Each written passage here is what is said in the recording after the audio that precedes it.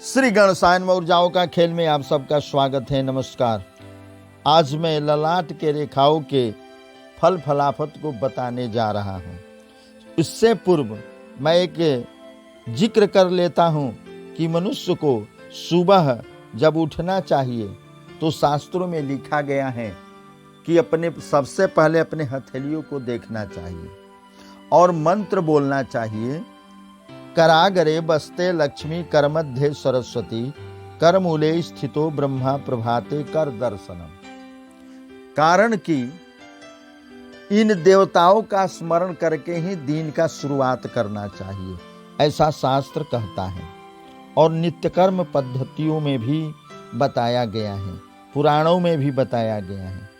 तो ऋषियों के इस मत को अवश्य मानना चाहिए, इससे काफी लाभ होता है। अब इसके बारे में मैं चर्चा क्यों किया?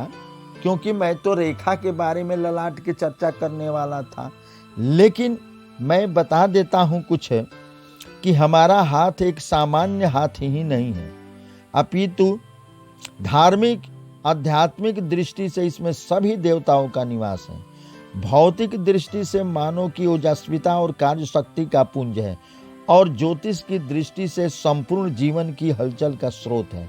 हमारा जीवन वेगमय है, निरंतर सक्रिय है और पल पल में परिवर्तनशील है।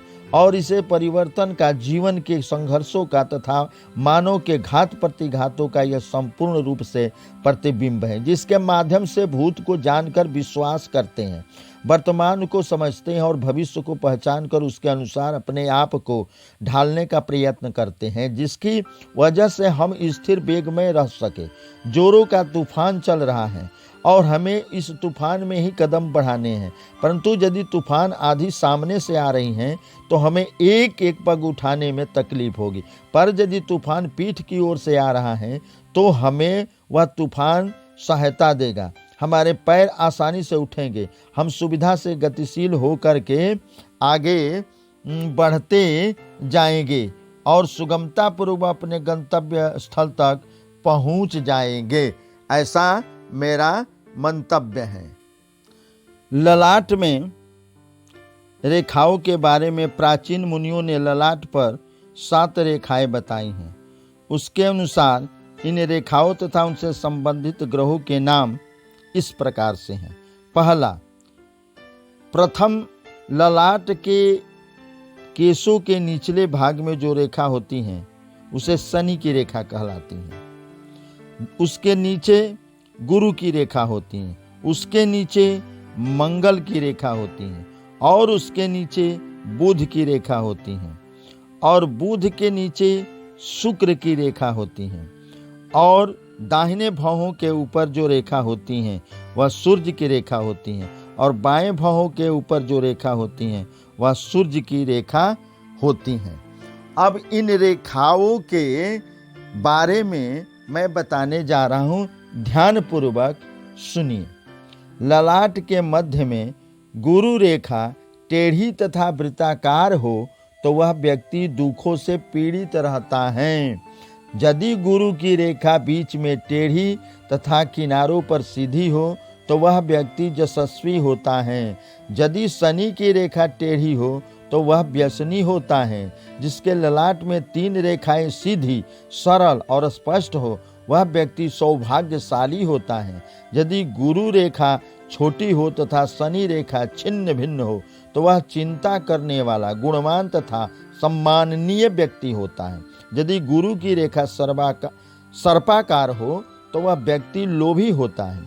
जिसके ललाट में बहुत अधिक रेखाएं टूटी फूटी हो तो वह व्यक्ति दुर्भाग्यशाली तथा रोगी होता है।